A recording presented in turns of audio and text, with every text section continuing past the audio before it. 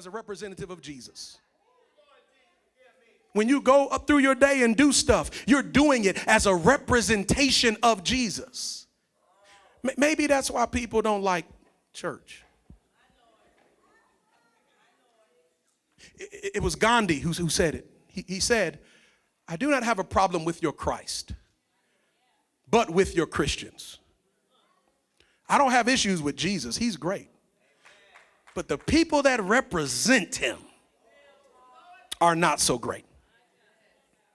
Now, I'm not suggesting that we fake the funk like we're perfect and we don't ever do anything wrong because we're saved, because even that is a misrepresentation of who he is. But we're called to be striving. We're called to be trying. We're called to be honest and open about who we are and where we are. And we're called to represent him in all that we do. Do you hear what I'm saying? We are representatives of Christ. And maybe if people hate church, it's because of how we have misrepresented him.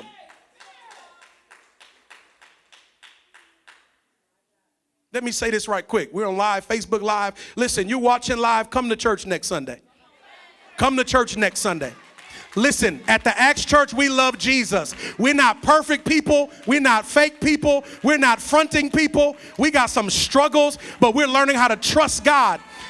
And if you want to come to a church where we're going to be serious and upfront and honest and open and love Christ and love you, you should show up here next week, because we understand that God is great and we're going to love Jesus and we're going to serve God's people. And we invite you on this journey with us.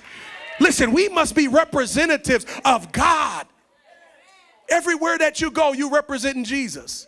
Here's the deal. Everybody you know that you saved.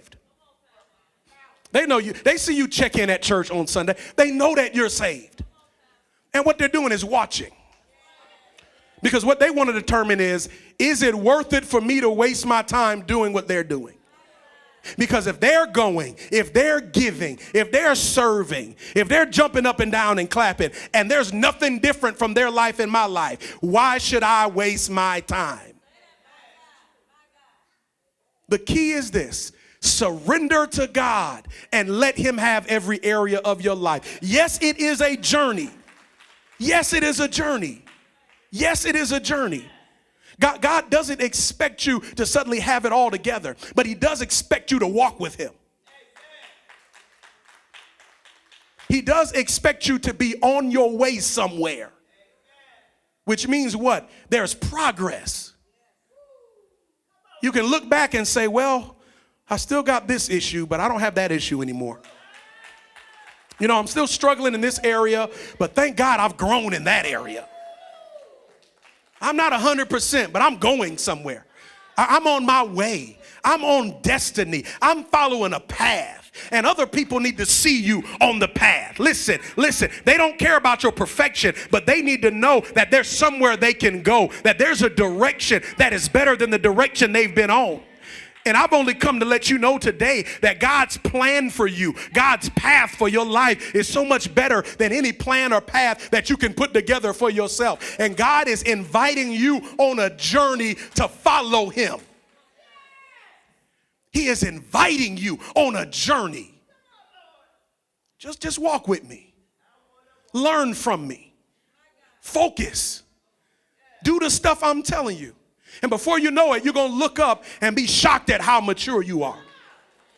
You're going to be like, oh my God, I'm grown up in the spirit. I can't believe it. This time last year, I was sleeping with somebody dumb. Look at me now. Oh my God. This time last year, I was wasting money and wouldn't tithe to save my life. Look at me now. This time last year, I would see somebody struggling and keep on stepping. Look at me now. This time last year, had you said that to me, I would have given you every foul word I know. Look at me now.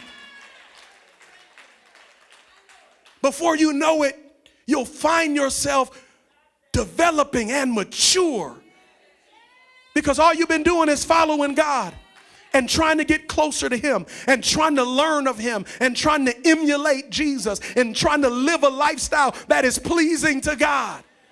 And before you know it, you'll be fully grown in the spirit. Like, this is nice.